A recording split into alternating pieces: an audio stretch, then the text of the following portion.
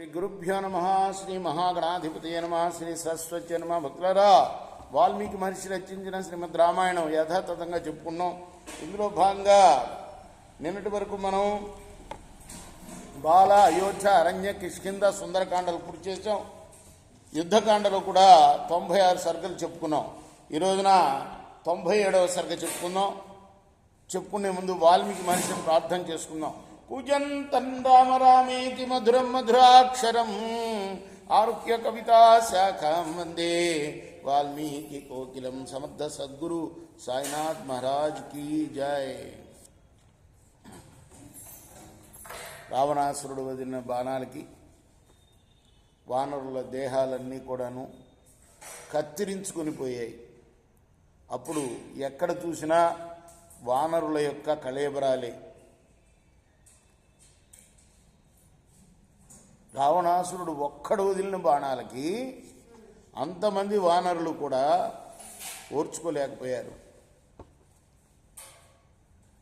వానర సేనా సమూహాలని అలా రూపుమాపి అమిత వేగంతో రాముడి మీదకి పరిగెత్తాడు రావణాసురుడు. ఆ పోరాటంలో వానరులు పరాజితులై పరిగెత్తిపోవటం సుగ్రీవుడు చూశాడు.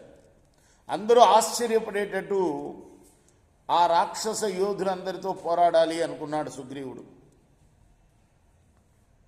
తనతో సరిసమానమైన సుషేనుడికి వానర సమూహాలని అప్పగించాడు. అప్పుడు సుగ్రీవుడు ఒక మహావృక్షాన్ని ఆయుధంగా చేసుకుని రాక్షస సైన్యాన్ని ఎదిరించాడు. వానర యూధపతులు అందరూ కూడా స్వయంగా పెద్ద పెద్ద పర్వతాలని, పెద్ద పెద్ద వృక్షాలని తీసుకొని పోయి ఆ సుగ్రీవుడికి అందివ్వటం కోసం ఆయన వెనక పక్కల నుంచున్నారు.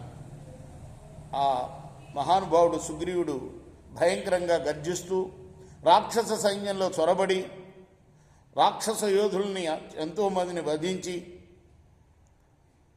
యుగాంతకాలంలో వాయువులాగా పెద్ద ఎత్తున పెరిగిన చెట్లను తీసుకొని వాళ్ళని పడగొట్టాడు రాక్షసుల్ని.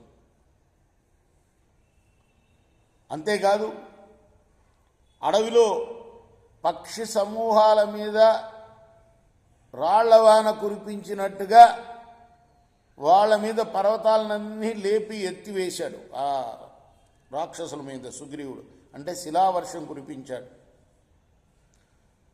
ఆ రాళ్లవానకి రాక్షసుల తలలు పగిలిపోయి దేహాలు తెగిపోయి వజ్రాయుధం దెబ్బకి చింద్రవందరైపోయిన పర్వతాల్లాగా నేల కూలిపోయారు. చావుగా మిగిలిన రాక్షసులు ఆ హింసను భరించలేక అరుస్తూ అన్ని వైపులా పరిగెత్తారు. ఇది చూశాడు విరూపాక్షుడు. వాడు రథం మీద నుంచి సమీపంలో ఉన్న ఒక ఏనుగు మూపురం మీదకి ఎగిరి దూకి నిలుచొని మహాభయంకరంగా సింహనాదం చేస్తూ మరి బాణాలని వేశాడు సుగ్రీవుడి మీద. బెదిరిపోతూ ఉన్న రాక్షసులకి ధైర్యం ఇచ్చినట్టుగా అయింది.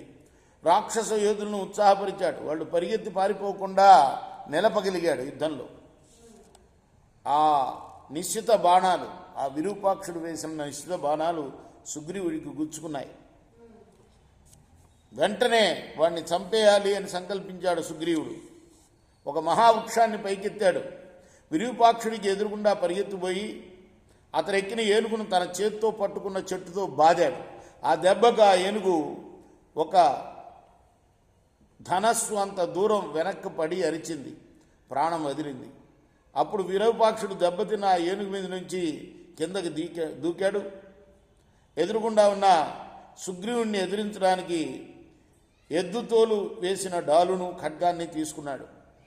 ఎద్దుతోలుతో తయారు చేసిన డాలుని దగ్గరకు పోబోయాడు. సుగ్రీవుడు అప్పుడు రాతి బండను అందుకొని ఆ విరూపాక్షుడి మీద విసిరివేశాడు.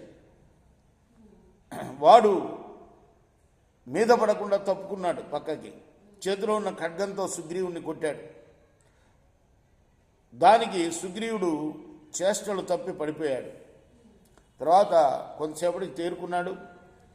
ఎగిరి విరూపాక్షుడి ఎదురు రొమ్ముల మీద తన పిడికిలతో ఒక పోటు పొడిచాడు. ఆ పిడికిడి పోటుకు విరూపాక్షుడు మహోగ్రుడైపోయి ఖడ్గంతో సుగ్రీవుడి యొక్క కవచాన్ని తెగవేశాడు.